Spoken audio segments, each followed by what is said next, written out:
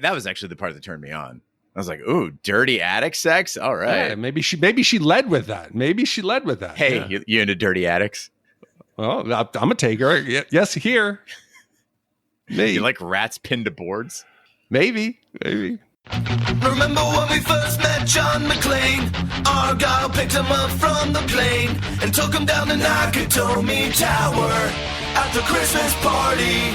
And the terrorists were overzealous, but it was sweet when they killed Ellis.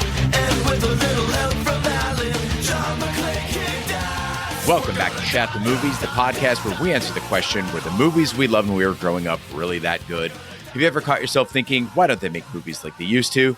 Can you still remember spending your Friday night searching for the perfect movie rental at Blockbuster Video? Do you know what Blockbuster Video is? If you answered yes, then this is the podcast for you. I am one of your hosts, Gene Lyons, and alongside me is my co-host, Big D, Dick Ebert.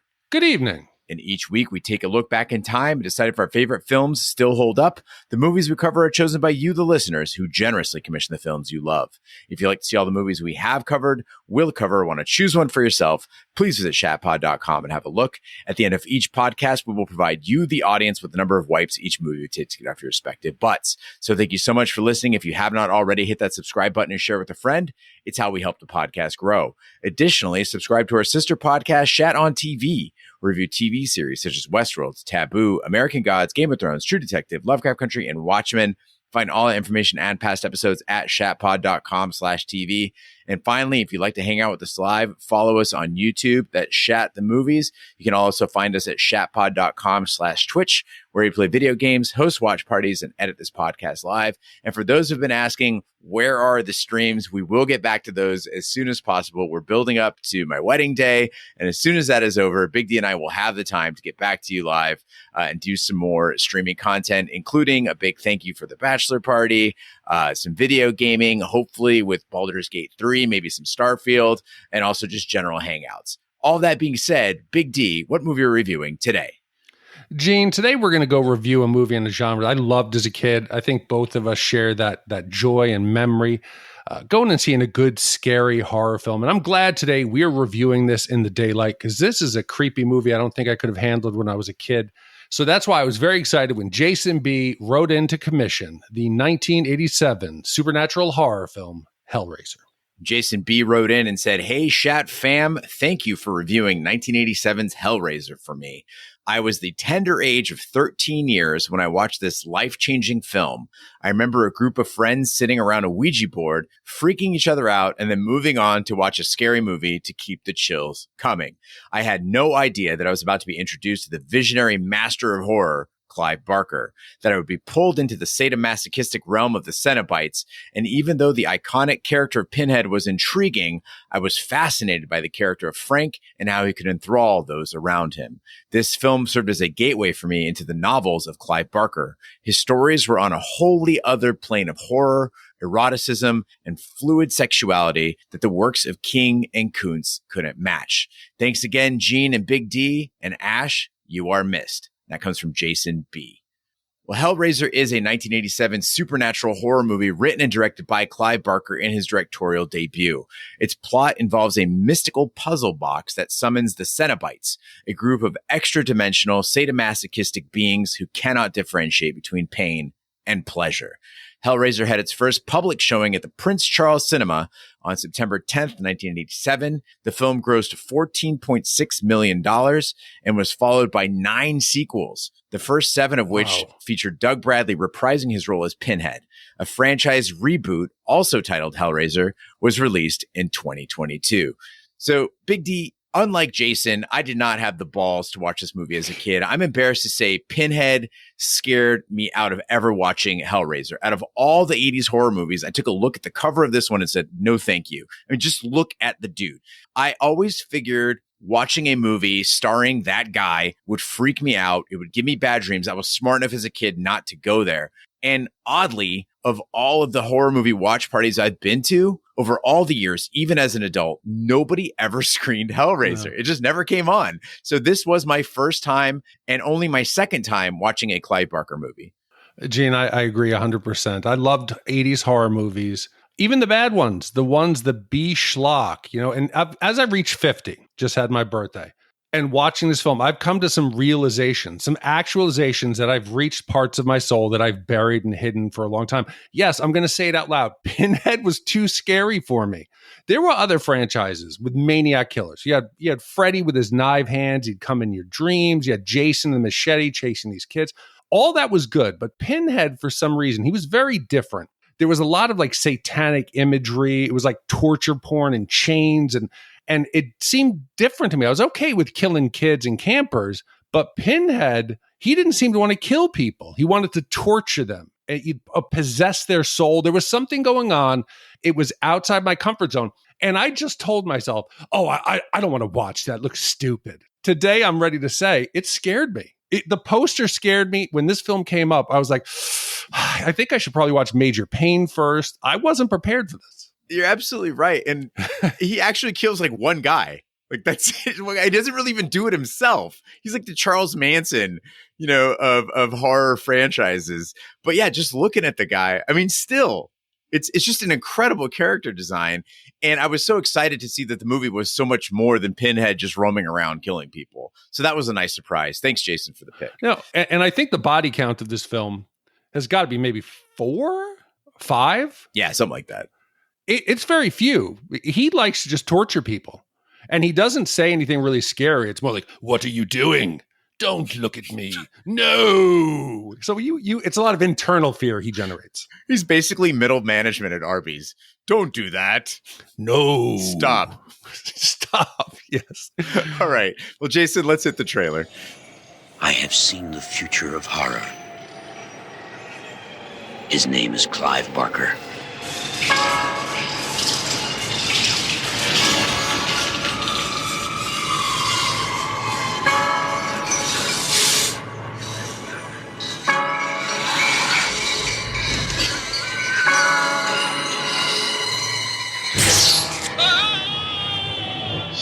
Hellraiser, a new dimension of fear.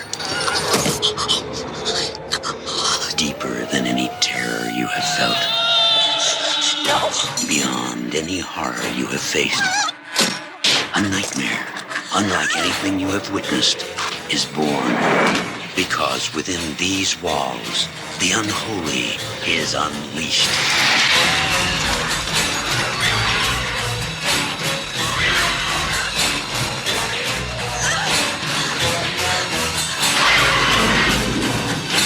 Hellraiser, a film by Clive Barker. We'll tear your soul apart.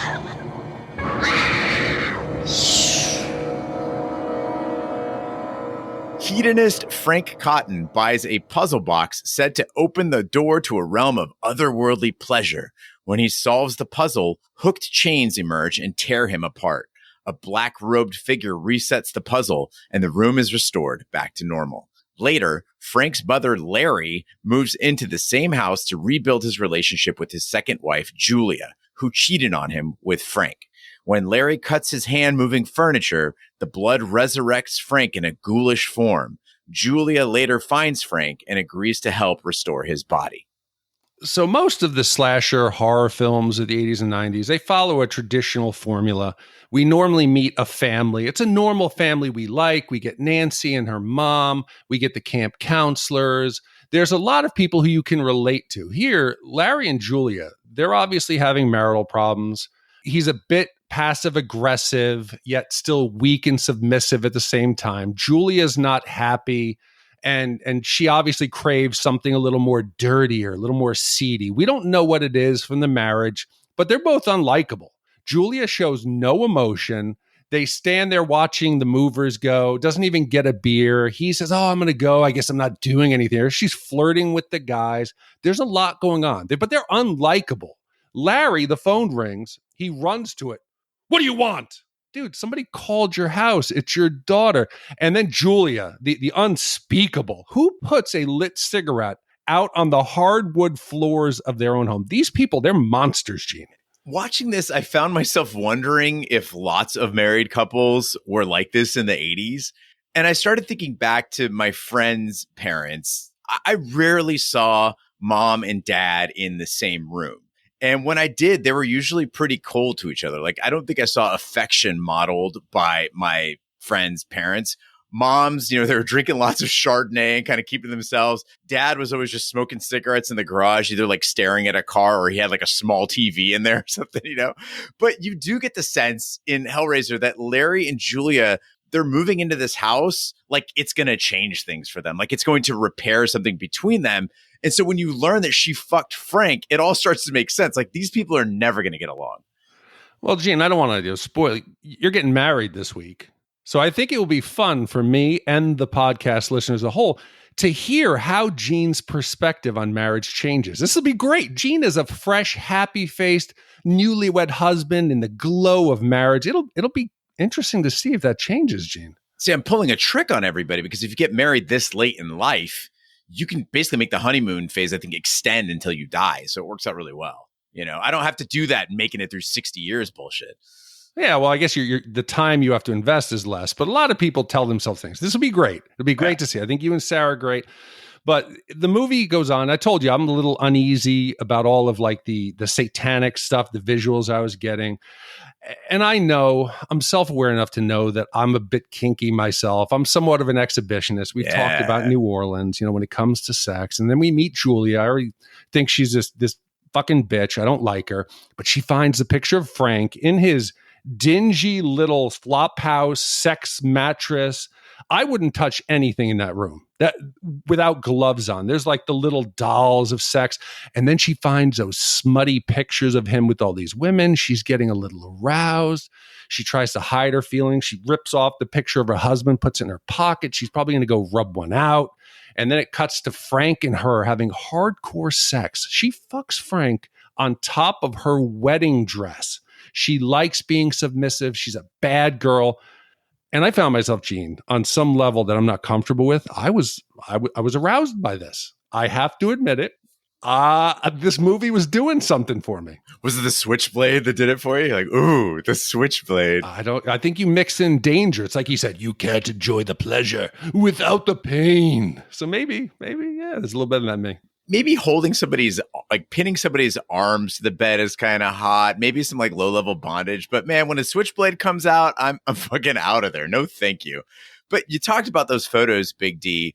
And when this movie opens up, we learn that Frank is some sort of perverted hedonist, but you don't really see much, right? He buys the box. He goes and sits among the candles. He's kind of sweaty and shirtless. You get the sense that he's, kind of a perv, but we don't really see how far his hedonism goes before he's killed by the Cenobites. And I'm thinking, man, Clive Barker really missed the opportunity, the need even to establish Frank's hedonism, to make us understand this character. But then he does in the form of those photographs that Frank left behind. I mean, you're seeing some stuff. It looks like he's with like some kids. Maybe he's gone to Thailand or something like that. And it lets your imagination do the work. And those photos probably cost a couple bucks to put together, but they get the job done quickly and with potency. And I think that's a byproduct of a smart filmmaker with a limited budget. Oh, I totally agree. I think you can see, what does it take to get a dirty mattress, some smutty photos, some lights? This movie uses a lot of the effective tried and true horror film tropes, the stand-ins. If you want to make it creepy, let's get some bugs, snakes, worms slithering, get a strange homeless guy. You can have him eating crickets here. Get a plate of food that's decaying with some maggots, do time lapse, and then get creepy, non-distinct sounds. We've heard that before, that they've done studies. When it is a sound that you cannot identify, not a door clicking, just some indistinct noise, it's creepy. Throw some religious artifacts on the wall, some chains, some gallons of blood. Have the lights coming through the slats in the room, a little square set of candles. It's cheap and effective. They set the mood immediately, and I'm regretting this commission. And we talked about how this spawned, a multi-film franchise, but this original one, this wasn't some like huge production, right? We're talking $1 million budget. So there's no room for fat. You get a very tight movie, 90 minutes, and they're just very effective with the money that they're spending. I don't want that to be confused, however, with saying that Clive Barker is a terrific director. Now, Jason pointed out that Clive Barker is an excellent novelist. I don't disagree there, but you can tell while you're watching this movie that this is sort of a novice director. He has some great ideas when it comes to writing books, but he's like Icarus flying too close in the sun in this movie. You see him trying out some artsy things that just don't pay off. Like, did you catch the attempt to draw the parallels between the flashback of Frank fucking Julia and Larry moving a bed up the stairs? Like, he's with the moving guys. He's got the mattress. Like, oh, yeah, we got to get this mattress going. And then they're like fucking and groaning and stuff. And then she climaxes in this flashback just as Larry cuts his hand on a rusty nail. It's just too much. Like, we didn't really need that. I see what you're doing, Clive Barker, but you didn't have to go there. Yeah, I like it. He's trying something new. But maybe we're spoiled today because of technology. Anybody with a smartphone or a computer, you can go out there and use like iMovies or any of the video editing software with all their fancy wipes and fades and effects. Here, the technology was limited. And the only thing that bothered me was there were so many just cuts that were just abrupt, dark room to light room, dark room. And they were just, but again, that's technology and that's a budget. I picture them hunched over the editing machine with the film and taping it. I think for $1 million, it works, but yeah, it shows it's a little rough around the edges. Well, Julia lures horny men back to the house, where Frank then drains their life. As he regenerates, Frank explains to Julia that Cenobites came from the puzzle box to subject him to extreme sadomasochism. Kirsty, Larry's teenage daughter, sees Julia bringing a man to the house and follows her to the attic, where she finds Frank. She evades Frank and escapes with the puzzle box, collapsing shortly after. So the movie starts off much like Gremlins. We get a tourist in Asia, some nondescript older Asian man selling a box with mystical powers to a Westerner. There's a lot going on. He gets the box. The box was always yours. He's sitting in the candles and then he's getting ripped apart. Pinhead comes out in the middle of this flesh-like covered chains. It looks like a slaughterhouse. He puts it together. There's no backstory. Okay, we've seen now Pinhead for a second, and he's the most well-known thing from Hellraiser. He's iconic visually. He's on the poster. He's in all the clips. So you're thinking, he's going to be a major part of this film. Surprise, he's not. He only appears later on in the film, and I'm trying to figure out as a podcaster here. I'm like, okay, who is Pinhead? Is it really Frank? Will it be Larry? Is this an origin story? And it messed with me. I'm expecting Pinhead to go out there like Freddy and fuck people up, or Jason and hack up, but we don't get that. This is like the first Friday the 13th, where the killer was Jason's mom and not Jason. Pinhead is an afterthought. Yeah, moments like these always make me jealous that I wasn't in that audience in the 80s, right? That I didn't see the movie that started it all when it actually debuted. With series like Nightmare on Elm Street, Friday the 13th, Hellraiser, as a child of the 80s who really didn't start watching horror movies until the 90s, pop culture was already giving me all the rules. I mean, you talked about it at school. You knew what all the rules were for Nightmare on Elm Street. You knew all the rules were for Friday the 13th. And the lore was all there. Who's Jason? Who's his mom? You know, where did Freddy come from? Before you've even seen the first movie, you know all that. And it strips all the mystery from the moment. Not having a background on Hellraiser, like no one ever talked about Frank to me. I never heard of Frank. I didn't know who the fuck that was. It was always Pinhead. And I just found myself imagining, though, in 1987, how much fun this would have been to be introduced to this entire universe and not know what the fuck was going on. And I never knew that Pinhead wasn't supposed to be the original like bad guy in the series. He was just one of the Cenobites. And it happened because of the makeup that most of them couldn't talk. So Pinhead had to pick up some of the lines. Clive Barker, I read in an interview that he hated the name Pinhead. If you look at the credits, he's not listed as Pinhead. He kind of became the big villain by accident. And that design looks great. But I think the big part is, maybe this is just because I'm an American, that British accent and that delivery. He sounds like he's got gravitas. He's like Gordon Ramsay as a killer. He's going to be very polite and talk to you. He's not a maniac. He's very controlled. And I think it's working in a direction that I don't think anybody planned. And Big D, you talked about Julia being a dirty, dirty girl. And a lot of this movie is her taking strange men back to the house to slaughter. I understand it was the 1980s. And women mostly look like they were someone's mom. But I couldn't help but cringe every time Claire Higgins, the woman who plays Julia, was getting laid or like seducing a man. And I understand Claire Higgins, accomplished stage actress, no disrespect on her ability to be a thespian, but I felt like Hellraiser really needed sexy stepmom to like spice things up. And I would have even settled for an average looking actress. But Claire Higgins, like they've got this poor woman looking like a Lady Liberace. It was just a crime. No, it's not a crime. What kind of woman do you think Larry would be married to? She's up there. She's stoic. She's confident. There is some dirtiness hiding under the surface. And this might be my personal hedonistic persona coming through, but I kind of liked her. I thought she was right. If it was a hotter young girl, you'd be like, what is, and Gene, look, you're making faces at me. Look at the guy she lures back. The dude in the lavender briefs. Well, what do you think that's perfect for him? That's who, and any of our female listeners out there, I want to pop a bubble. If you think, oh, I'd go out there and put moves on a guy and I seduced him, we're dumb. Anyone breathing could go out to a bar tonight, a woman, and just talk to a guy and just say, hey, would you like to go have sex? You're going to find a taker. You're going to find someone to go home. And it will work. You don't have to be this master temptress, this succubus who's going to convince us. Look at the online. You tell me you don't think that King B would take her home? Well, I mean, he'd actually have to go to the bar to meet her. I was talking with him last night, and he was complaining to me that women that he's approaching on like Bumble and online dating apps were asking him whether he was like saying nice things to other women, which I think is a valid question. But the point is it's so much easier. Like you said, Big D, just go physically to the bar, to the place. Yeah, he would absolutely go home with her if he could find her. But no, he's way too picky. He'd be like, I got to go to your house. I got to go up the stairs. I got to in this dirty room. No, thank you. Yes, I think that's I'm gonna go home and order Domino's. That's a bigger red flag than the way she looks. Is that mattress, that room? When I'm lured to the third floor of this house, I'm going to ask questions. Where are we going? What's going on? Why is there a mattress on the floor? They should be more careful. That was actually the part that turned me on. I was like, ooh, dirty attic sex? All right. Yeah, maybe she led with that. Hey, yeah. you into dirty attics? Well, I'm a taker. Yes, here. Maybe. You like rats pinned to boards? Maybe. Awakening in the hospital, Kirsty solves the box, which summons the Cenobites and a monster called the Engineer. The Cenobites' leader explains that they seek carnal experiences and no longer can differentiate between pain and pleasure.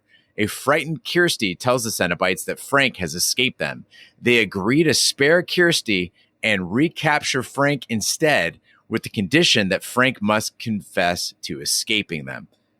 Big D, I understand this is a horror movie. I understand some supernatural things are going on. I don't need everything to make sense. But I'm having a little bit of trouble following the tale of how Kirsty wound up in the hospital with the police on their way. So she runs out of the house. She's been attacked. I get that. But she's not like wounded. She seems to be okay. So I guess she's just like exhausted or in shock or something. She goes down this fence line. It's very abandoned. We're getting some Judgment Night vibes here. And she passes out on the street from exhaustion. And then surprisingly, like 3 or 4 citizens appear and they see her. Oh no, she seems to be in need of some help. I imagine at that point they call 911 or something. Now they don't have cell phones, so they got to go to like a payphone or something. They call 911. Maybe the police come, maybe the fire department. Okay. Possibly an ambulance shows up to check her out. She's only passed out. Again, she's not been stabbed. She doesn't have a head wound. I imagine then maybe they're like, hey, she's not coming to. We're going to take her to the hospital. So is she in a coma the whole time?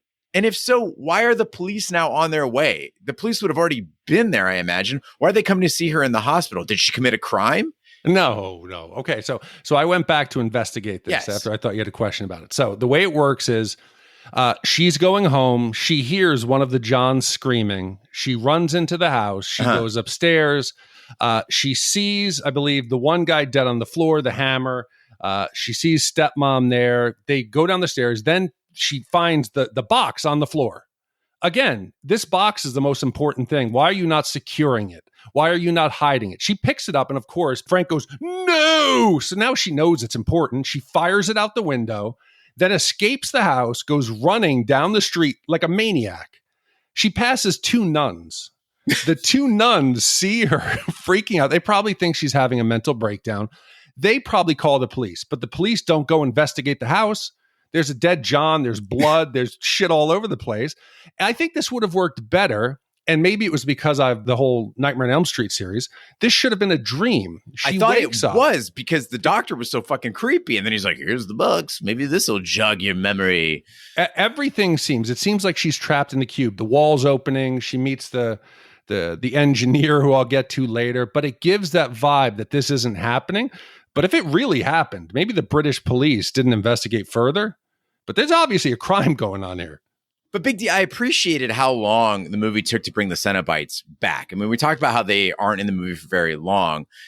You've now spent a good 30 minutes thinking Frank is the scariest thing in the film, right? He's all bloody, he's gory, he's pretty spooky. Then they reintroduce Pinhead, the Chatterer, Butterball, Deep Throat. They show up and they remind you what scary really looks like. Like Frank seems small in comparison. And I was left with this strange feeling because I'm loathing these awful sadists. I mean, they're clearly monsters here, but you're also kind of cheering for their arrival because you're like, oh, they're going to fuck Frank up. Like, let's go. Yeah, again, I'm thinking the movie's showing us out of sequence that at some point this is an origin. So as Frank is transforming, he starts off as like a flayed body, like his skin is burned off. Then he transitions with each kill. Did you ever, as a kid, see Slim Goodbody? It was like a PBS thing. No. Old listeners out there will know. It was this guy, like a taller hybrid of Richard Simmons and Daniel Radcliffe. Imagine that. Dressed in a bodysuit, a onesie that had all the organs. Part of it looks like that. And then he goes through different phases. It's creepy. It's unnerving. And I'm thinking we're building to eventual Pinhead. But it's not. Pinhead, it's iconic. You're afraid of him in his final form. But the rest of the Cenobites group, I think they're uneven. I think they're far less effective. They're not scary. I categorize them as there's the fat one with the neck rolls. Then there is also the girl with the two giant like whiskers out of her face and her throat is open up. Surprise. Her name is Deep Throat. Oh, wow. I can't. Then you have the guy who's got no lips and he looks kind of cool. Looks a little bit creepy, but they don't do anything to scare me. They don't have a special ability. There's no kinky murder fetish. I don't think they actually kill anyone. What they do is they mostly just lay around, hide in the darkness. They kind of come around and they just kind of, it looks like I imagine a goth bar. They're snarling, and close, they sulk around, and then they say things like, leaving so soon? They're more creepy weirdo goth than murderous like super demon. And I got to ask you, because 9 sequels. Yeah. I didn't even know there was 3 sequels. Later on, do they get to do something other than just be like Pinhead's sidekick?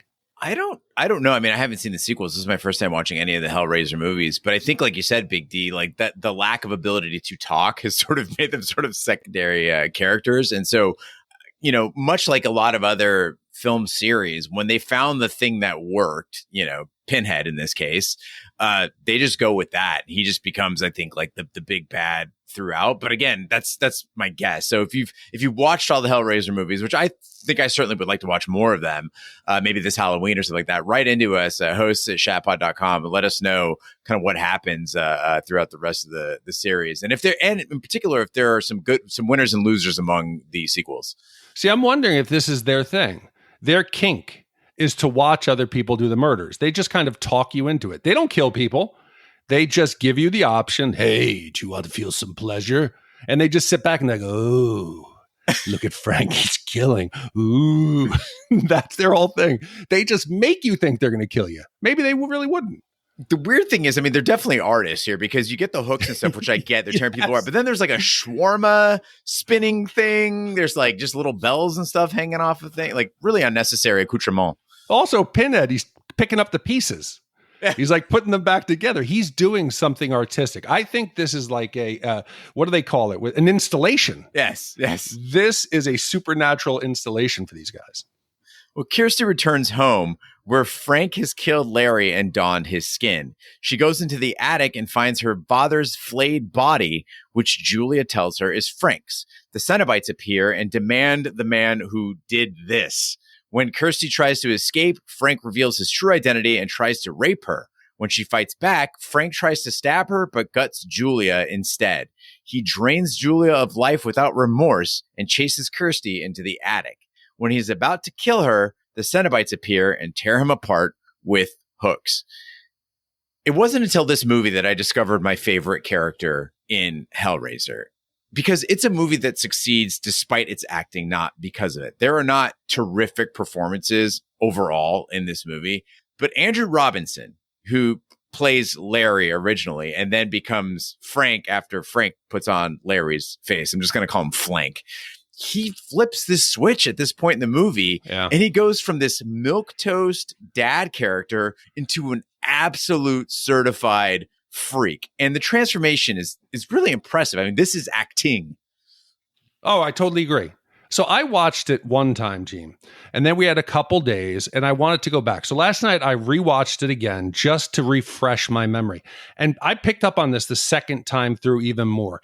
He's gone from the beta dad, Larry, the one who Julia will roll over and not give him sex, to that hot stud Frank. Because Sean Chapman, who plays Frank, good looking guy, kind of like a biker badass. You know, he negs the girls. He gets them to do things they don't want to do because it's not their idea. To watch now Andrew Robinson Larry to convert from that beta dad to then Frank trying to play dad, it was great. There's a point where he says, "Oh, we'll be happy here, darling, as a family." And then he immediately switches to Jack Nicholson, which sounds like the Joker. And he says, "Well, so much for the cat and mouse shit." It's flipping a switch. And when he ultimately screams at Chrissy, "Shut up, you bitch," he is embodied Frank. The cadence of his voice, the delivery of the lines, to finally when he's strung up and he laughs, "Jesus wept," before he's exploded.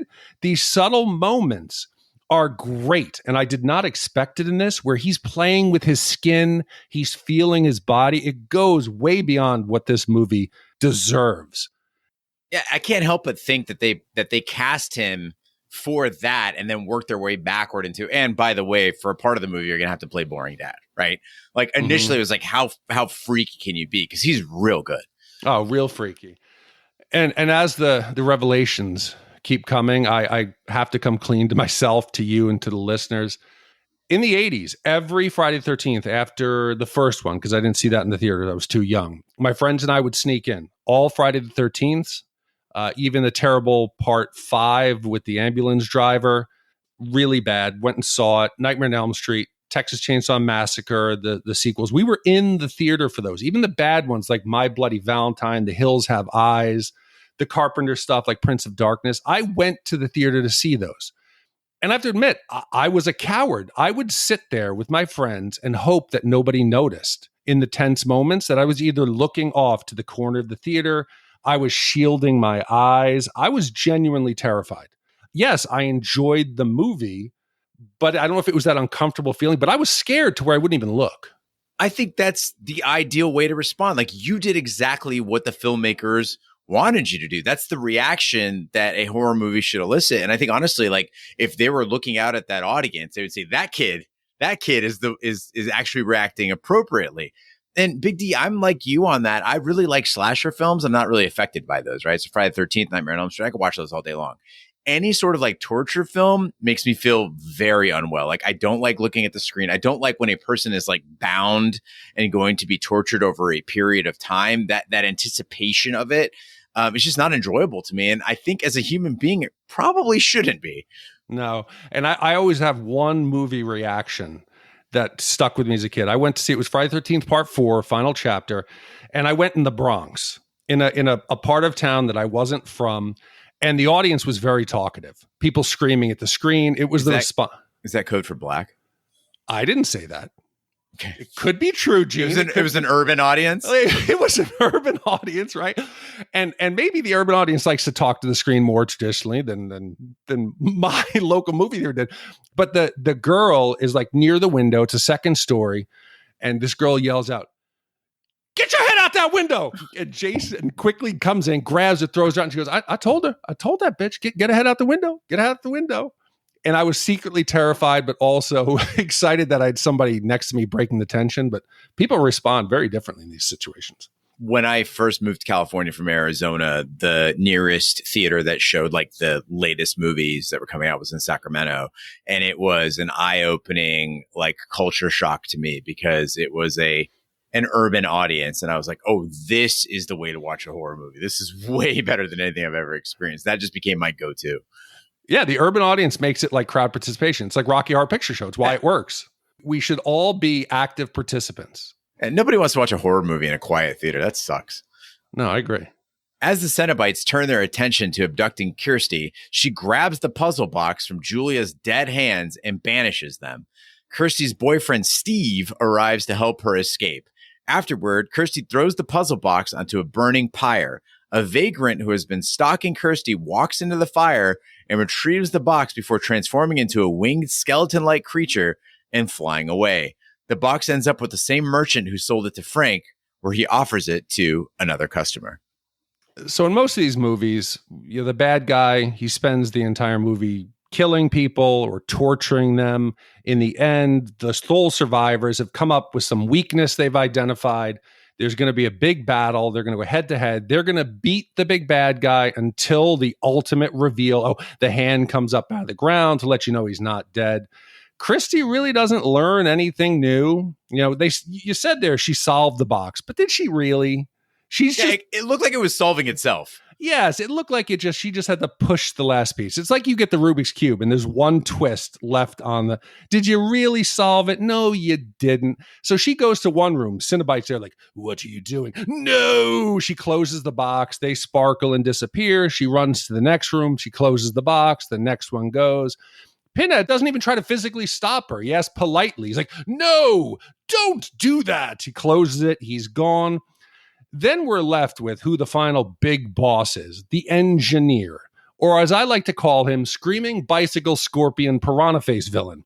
It is the worst practical effect. You can see somebody pushing a bicycle where on the front is this big slug with a piranha mouth, and the wheels turning do the hands on the ground. It is anticlimactic, and I think it cheapens the end of this movie. I agree with you. It wasn't the best ending. It wasn't the best final battle. I did appreciate, though, that they let Kirsty do it for herself, right? I was so worried that Hellraiser was going to end with, we see Steve, he's going back to help her, right? So he's rushing to the house, and we don't know why Steve's in the movie otherwise. Like, he doesn't really do anything important. So I figured, oh, he's going to come save the day. And he shows up, and I say, well, here we go. It's 1987. They need a man to rescue Kirsty. And that just isn't fair to her as a character. She's surprisingly good at self-defense. Like, she whacks people pretty good. She's good at running, really bad at choosing where to run. Like, she runs into the attic often and like into places where she can't get out, tries to go hide in rooms with no exit, whatever. Anyway, big time kudos for letting Kirsty save herself. Like, there's literally a scene where Steve is trying to help her with the puzzle box, and she straight up says, no. He's like, push, no. And she does it for herself. And I was really proud of this movie for taking that step and letting her be the hero in all of this. I mean, she loses everything but Steve, including her house, but at least she gets to be the hero. I don't know if you consider here, was there really a threat? Once Frank is chained up and gone, nobody's really menacing her. There's no blades, no attempt to kill her. They're just standing there and she's vanquishing them. You don't think if she had used the puzzle box, they wouldn't have killed her? No, why? Nope. They taken her to hell dimension. Maybe she would have liked it, but there was nobody really trying to stab her. I wanted some ultimate where there's blades coming out and she's going to die. Deep Throat did try to stab her. With what, a piercing glance? No, she had a blade. I want more active, like danger, not implied danger. Got it. Well, maybe we get that in the sequels. Yeah, I hope so. Now is the time in the podcast where we give our Shat score for Hellraiser. The Shat score is our way of telling you how many wipes this movie takes to get off your respective butts. 0 wipes is when interdimensional torturers tear you limb from limb, but also somehow make you immortal just cuz.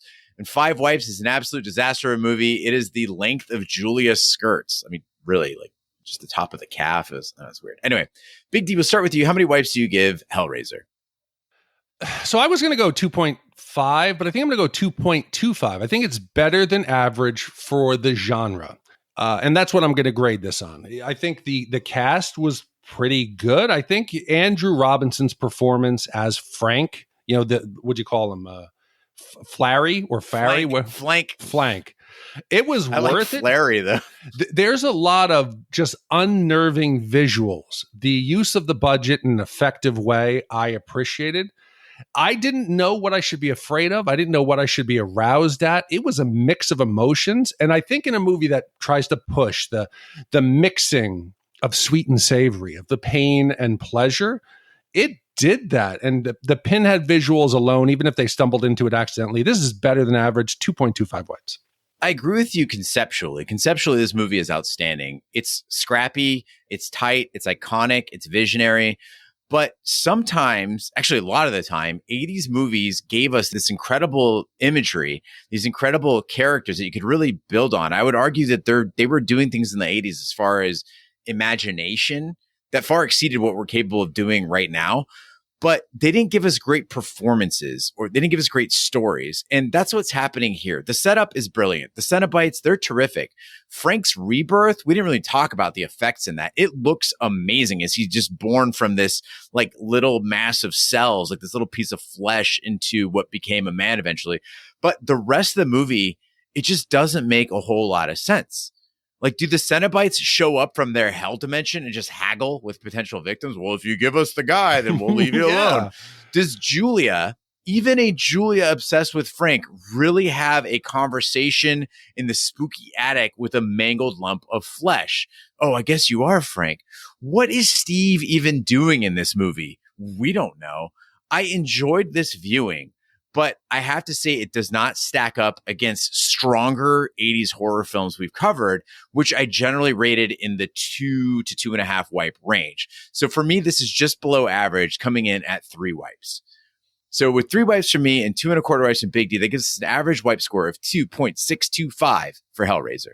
So Gene, with that score, it now ties this in the 193 spot with Pretty Woman, Top Gun, Rambo First Blood Part 2, Ghostbusters, Poltergeist, Roadhouse, My Cousin Vinny, Bill and Ted's Excellent Adventure, LA Stories, Crocodile Dundee, and 12 Monkeys. Yeah. That is a respectable group of movies to be with, other than LA Story. Yeah, and I think even though, Gene, there's a lot of you say, well, does this make sense? I think we have to really highlight the chances the movie took. It's easy to say, I'm a child molesting killer possessing your dreams. I'm going to chase you around and try to kill you. They're doing a lot here that I hope, well, obviously they must have done more with it if expanded to 9 subsequent films and then a remake. It has to go more into the novels and a deeper understanding of the Cenobites. But for the time, for the money, I think it's a bold undertaking. Do you know what the original title of this movie was? Yeah, it was the book. It was something. It was the Sadomasochist from Beyond the Grave. Oh no, that wasn't. Yeah. I mean, that was originally what they were going with, and I mean, it just speaks to how wild this concept was. I mean, yeah, it's 87. I don't think people even had sadomasochism in their vernacular, and and this came out, so it certainly took some chances. Do you think there's how many people do you think pleasure themselves to this film? It's not 0. The number's not 0. No, it's got to be 0. No chance. There's nothing. There's nothing sexy about this movie. I think that's objective. When Kirsty is running and her boobs are bouncing around in that white T-shirt, it's sort of okay, but it's not jerk off material. I disagree. I think it's at least maybe 12. Maybe that's our generation gap, which we'll get to in our next movie. Yes. All right, Big D. Well, we've got a lot of emails about horror movies that I'd like to get to this week. And the first one comes from Commissioner Omar, who says, "Greetings, Shat Crew. I hope this finds you well. I've been giving my 3rd commission a lot of thought, and I have to tell you, I'm having a hard time. Really hard. So many choices, just so many choices, and I just can't anymore. One week, it's The Exorcist 3, quite possibly one of the finest horror movies of the 90s. The next, I'm going with The Hitcher, a little seen 80s terror classic with Rutger Hauer playing an unstoppable, maybe supernatural serial killer, leaving a streak of destruction in his wake as he stalks the heroes of the piece. Chef's kiss. But then I think, let's go with some light schlock. A little So Bad It's Good. Jack's back with James Spader. And then on to the next. And so it goes. This has been my life for the last 6 months, trying to decide on my next commission. So you know what? I gave up. I figured let's take all of the aforementioned masterpieces, toss them in a blender with my beloved Manhunter, along with half a bottle of the cheapest whiskey I could find. Then let's push the button and see what happens. And what happens, my friends, God help us, is the first power. This movie is bad, really bad. The misbegotten offspring of so many other much better movies. In its finest moments, it is poorly acted, lazily plotted, and unintentionally hilarious. Of course, I thought it was Citizen Kane as a kid. As an adult, I truly appreciate it for the steaming pile of excrement that it is. And of course, I want to pay you good folks to give it a proper shatting. What do you say, friends? Shall we do this? All my best, Omar. Okay, so just taking a quick look at this. The actors, yes, some of them you know. It looks like, is that Lou Diamond Phillips, isn't it? Sold. So yeah, it looks like Lou Diamond Phillips is the lead actor in this. And Gene, it says, a dedicated LA police detective and his female psychic partner must stop a demonic serial killer who is given the power of resurrection, teleportation, and possession. Yes. Dude, I'm all in. Yes. Yes. Omar, approved. Big time approved. All right. Our next horror film commission request comes from Simon in Blighty, who says there are only 2 films that really scared me to my core in cinema history, and I saw both of them in the 1980s. The first was William Peter Blatty's The Exorcist, which I saw with mates on a pirated VHS. That film caused one mate to faint and traumatized the rest of us because it opened a door that could never be closed. The other film was the 1982 supernatural horror titled The Entity. Directed by Sidney J. Furie, this film came out the same year as Poltergeist, but in terms of pure terror, The Entity was superior. It cost me a week of wide-awake nights as I lay in bed, twitching at every noise in the darkness, anticipating the violence of the film happening to me. The Entity is a step above the exploitative horror films of this era, and there is a real intelligence and attention to detail in telling the story of a single mother with 3 children who was assaulted in her own home by an invisible, seemingly supernatural assailant. I rewatched the film recently, and while it didn't scare me in the same way it did back in the 1980s, it certainly impressed me with its desaturated, understated locations, claustrophobic sets, percussive score, and a really compelling performance by Barbara Hershey. The practical and special effects are also really effective, aside from the finale, emphasizing your oft-quoted mantra that simple is often the best production choice. I also love that the film seemed quite knowing of some of the ardent sexism and bias that was so prevalent in the 1980s, especially the condescending psychiatrist's diagnosis of the victim's situation. Look out for the creepy psychiatrist, Dr. Weber, played by George Coe, as he walks across the campus leering at every young female student walking past. I hope you enjoy the film and give it a fair wipe. This film certainly doesn't get the mainstream notoriety it deserves. I also hope Ash is back on the pod to watch this submission, as I do value her unique take on the darker films. By the way, I love the pod. Don't go changing. And that's from Simon Hewlett in Blighty. This might be a great part in this film. The description of this: a woman is tormented and sexually molested by an invisible demon. Yeah. I mean, women get doubted a lot, their abuse. How do you, like this woman, she's sitting there, she's telling her kids she's getting abused, she's bruised all. Yeah, an invisible man is molesting me. Mm-hmm. I think there might be some people did not. This looks, and it's so bold that the cover is just the words, The Entity. And it's got one of our fan favorites, Ron Silver, the bad guy from Time Cop, who's a slimy, he looks like he's a psychiatrist. This would be another great one. Yeah, and another opportunity for you to ask me if a horror movie made me want to rub one out. You're going to make me question myself here. Well, thanks, Simon, for writing in. Our next movie commission request comes from Jeff, who says, hello, gentlemen. I previously commissioned A Few Good Men, and you played my response to your excellent review on the subsequent episode. You were too kind to compliment my podcast voice and Canadian politeness. This time around, I would like to commission Empire of the Sun. Why am I advocating for this one? Based on the semi-autobiographical novel from J.G. Ballard, who wrote the novel Crash that was turned into a movie. Steven Spielberg is the director, with many critics saying this has not been properly recognized in his filmography. It's basically Christian Bale's first role, and he's amazing at age 12. And hey, John Malkovich is in it, and it was nominated for 6 Academy Awards. But the real reason is the history it covers. It's 1941, and Japan has just attacked Pearl Harbor. This shows what happens to the expatriates in China as Japan ramps up its war effort. Granted, it's a dark coming-of-age story with a mediocre narrative, but the performances, backdrop, and the cinematography are well worth it. I believe this film will become more important as time marches on as an explanation of Spielberg's journey and provide a greater understanding of that theater of war. At its core is the question, where do we find our heroes? And that is fascinating. Let me know if this is a go, and I will make the monetary transfer. Cheers, Jeff. Have you seen this, Gene? I have not. It's fantastic. It's Spielberg. It's visually beautiful, and it's hilarious to see a child Christian Bale, because it's Christian Bale as like a little boy and him running with the plane. They're in an internment camp, and it's Malkovich is there, and it's an epic film that's beautiful, and I think it would be a great serious addition to The Entity and the other films we've discussed. Yeah, Jeff. I mean, this podcast has exposed me to a lot of movies that I really should have watched that I just never made it onto my screen. And I think that from your description of it, Big D's endorsement of it, Empire of the Sun is a go. Next up, we have an email from Jessica Tucker about Die Hard 2. She says, arguably better than Die Hard 1, Die Hard 2 must be shat on. I don't see it as having been done or on the list to do.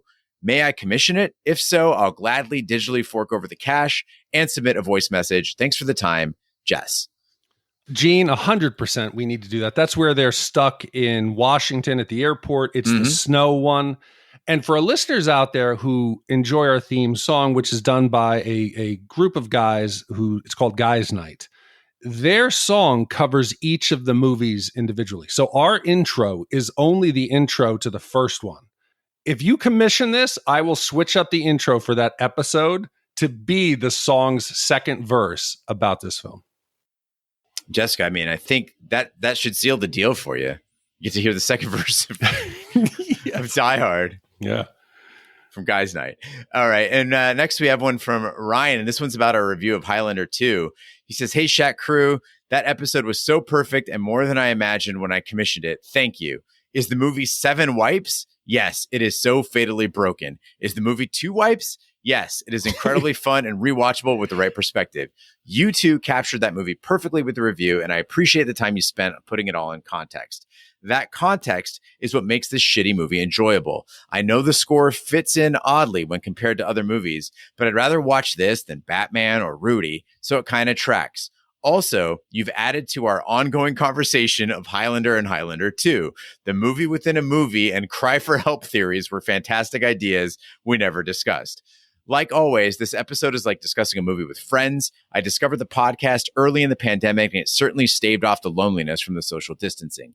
Beyond that, I look forward to each new episode. As a 44-year-old man who became a movie fanatic to distract me from a weird-ass childhood, an Army vet, a bit of a pragmatic, closeted SJW, a father of a 6-year-old boy, a former newspaper journalist, and a university instructor, it's hard to find voices that resonate with my experience. You guys are my crew.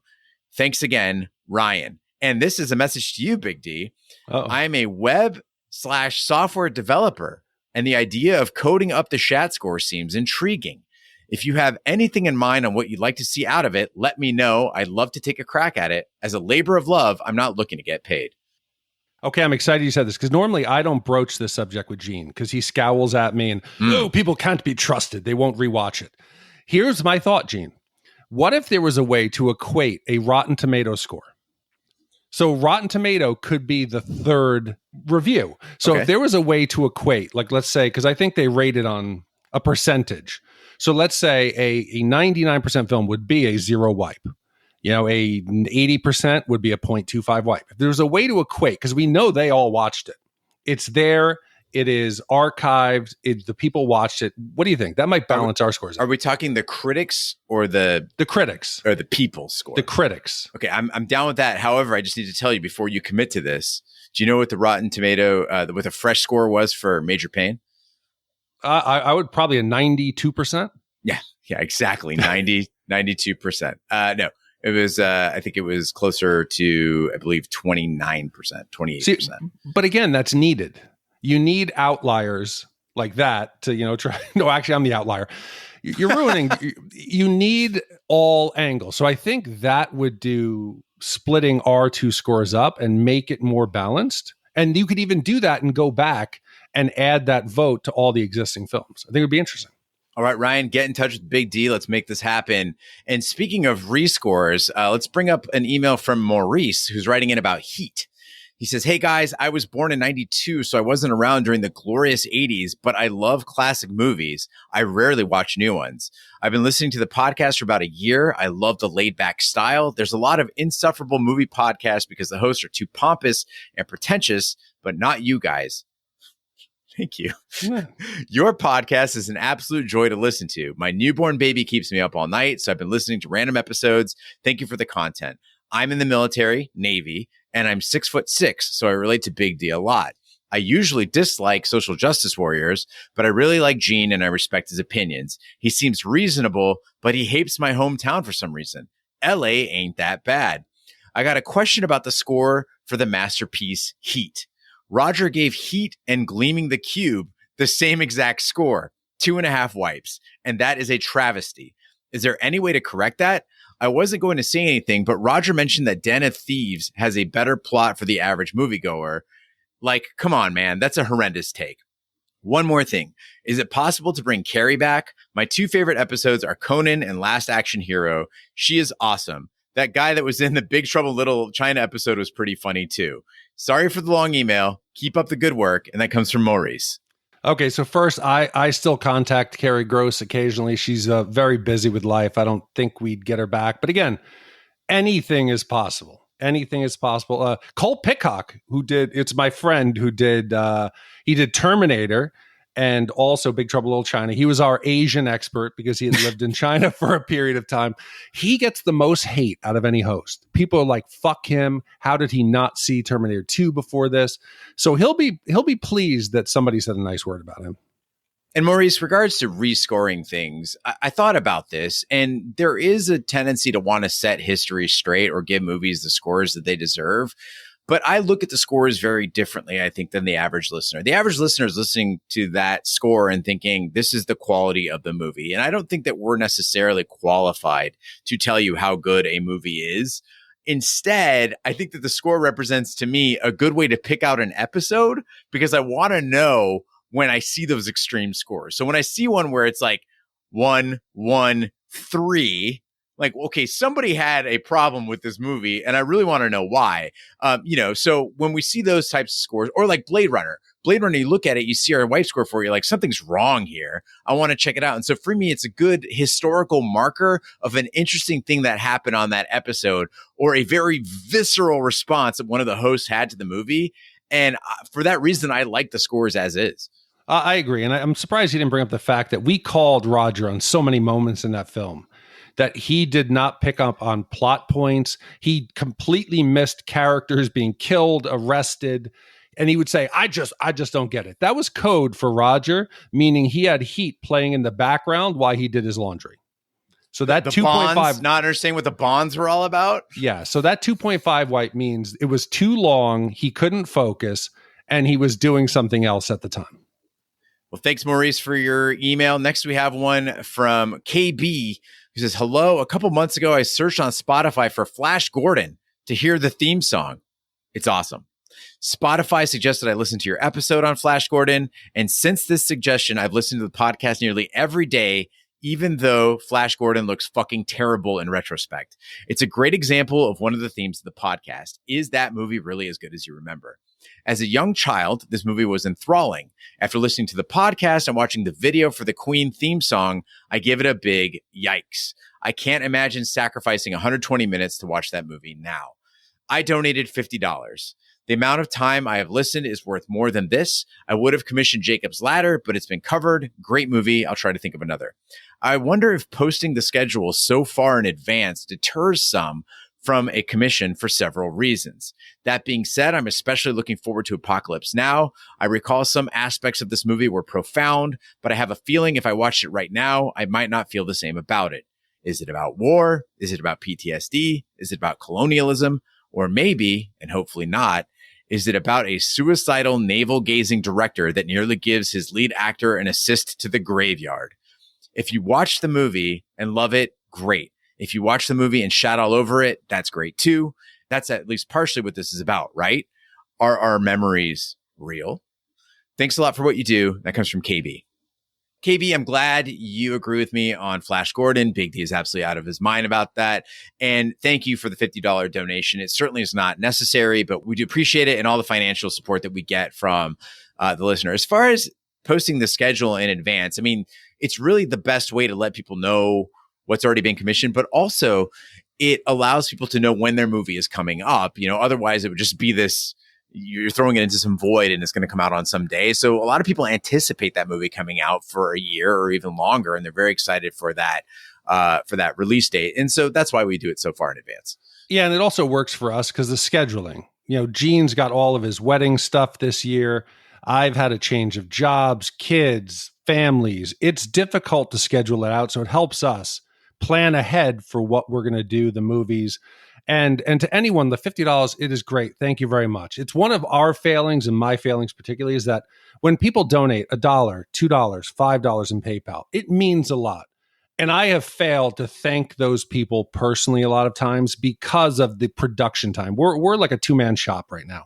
So between recording, watching, editing, social media, website, that's the one thing that, Gene, I think we need to come up with some way to thank everybody. Because even if you give $5, it means a lot. And if we didn't reach out and thank you, let us know that we see it and it means a lot to us. So we just need to somehow say that more.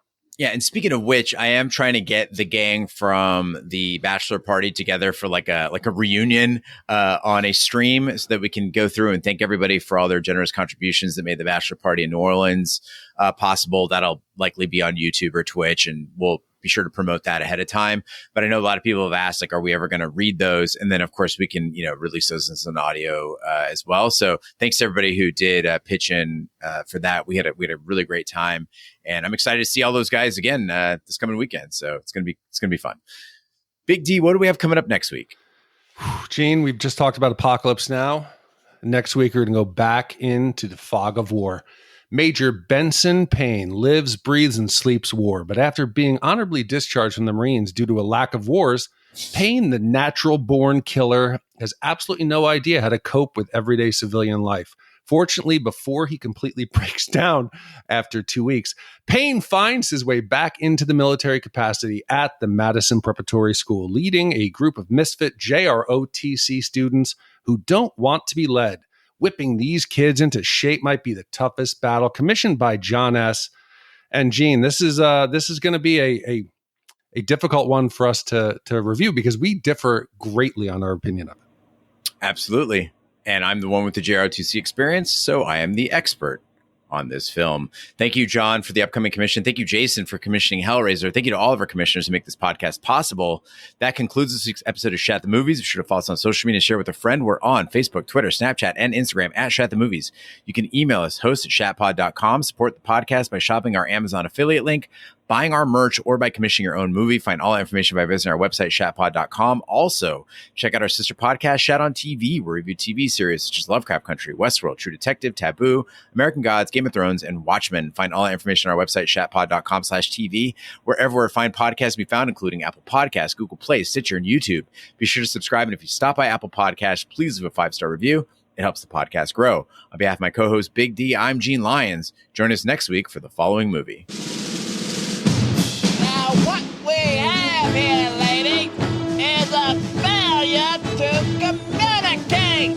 Fighting's no longer done in the battlefields, Payne. Killing is my business, and business is good. Now all the blood is shed in the halls of Congress. Gotta be somebody needs some killing. There's no one left. You killed them all. Major Benson Winifred Payne needs a job. Major Payne reporting for duty, sir. What? But this isn't what he had in mind. Hey, oh, yes, sir! What's your name, girly mouth? I have 8 weeks to turn you gaggle of maggots into a well-disciplined cadet unit. Tomorrow, lady, we gonna start the hard stuff. The hard stuff? You gotta get rid of that jerk. These kids need a minor miracle, but what they've got is a major pain. Hi, I'm Emily Walker, the school counselor. You want Rissa? You need to be more sensitive. Where's your angle, boy? Did I give you permission to sneeze, okay? No, sir. Bleep, bleep, bleep. What are you laughing at, pig boy? His methods may be madness, Right inside. But now they're learning. No pain, no gain. Boy's making me soft. Them boys need you. Universal Pictures presents Benson, nobody does the robot anymore. Guess I got to dig further into my repertoire. Damon Wayans, He's back! Who's back? The man who lives in my closet. He's in there. If he's still in there, he ain't happy. Major Pain. Sensitive.